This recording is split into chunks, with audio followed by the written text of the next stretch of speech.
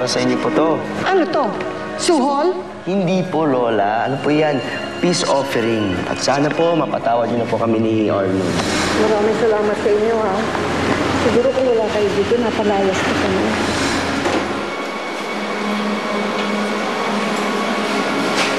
Huwag mo sabihing affected ka sa pagkamatay ng matanda.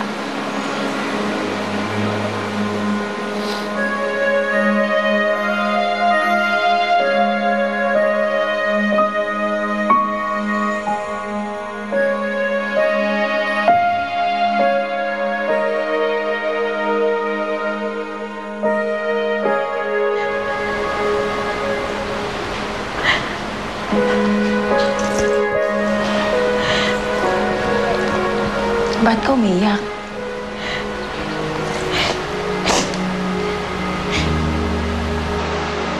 Dapat dinadamayan ko ang best friend ko. Pero hindi ko siya mapuntahan.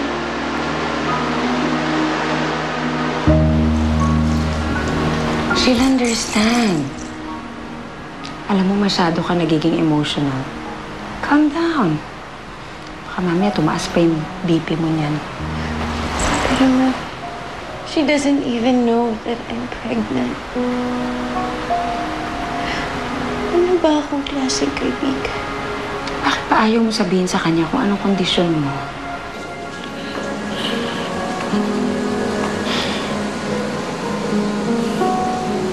Kuya, kawawa naman po si Ate Bea. Pwede ko po ba siyang puntahan?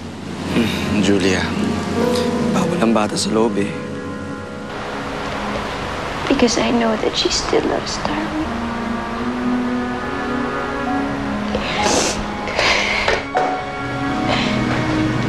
Natatakot ako, Ma. Natatakot ako na kapag nalaman niya, nabuntis ako kay Darwin. Baka lumayo na naman siya. Dahil alam kong masasaktan siya.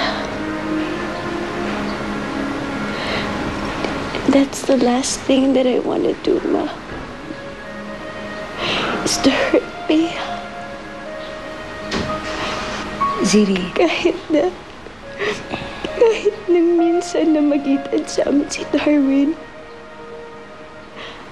I don't ever want that to happen again. pero imposible yung gusto mong mangyari. Dinadala mo yung anak ninyo ni Darwin. Mahal ni Bea si Darwin. Mahal mo si Darwin. In all the equations, nandun si Darwin. Kaya imposibleng walang masasaktan sa inyo.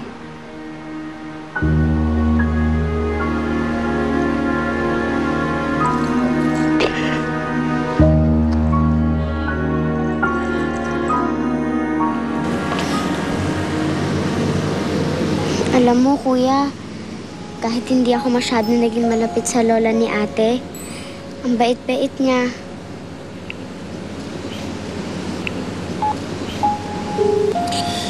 Oo, mabait talaga yun.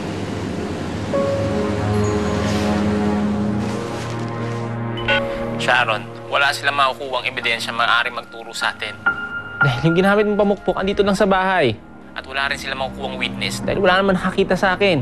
Eh, paano yung fingerprints mo dun sa bag na pinaglagyan ng katawan? Hindi ka pala nag-iisip eh.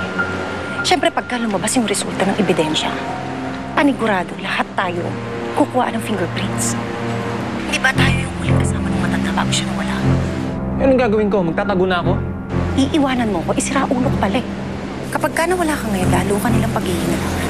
Ano ang gagawin natin? Wala. Basta, mag-aantay tayo.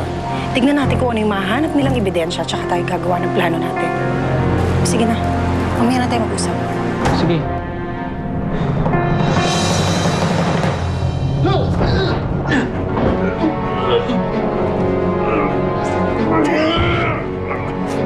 Pakawalan niyo ako! Itutumbong ko kayo! Magbabayan kayo!